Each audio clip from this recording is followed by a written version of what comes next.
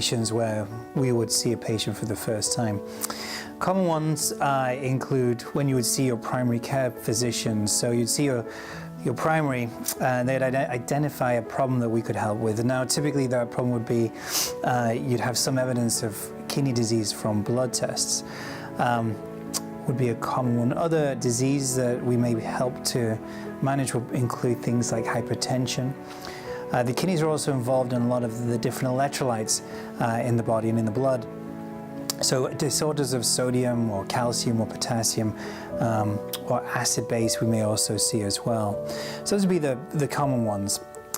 The other situations where we see patients and see them for the first time would also be in the hospital setting as well. Commonly, the things would be where the kidneys were damaged as a complication of something else. And so, for example, if a patient had a severe infection, pneumonia, septic shock, for example, they may sustain kidney damage as well. And so we may be involved in more of the acute or new setting in the hospital, and then subsequently would see them afterwards in the outpatient clinic for follow-up.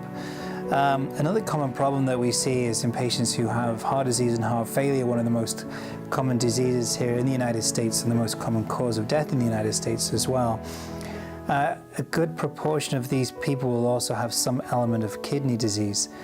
Some people say as many as 2/3, in which case we would commonly be involved in that patient's care as well to help to protect the kidneys in these diseases.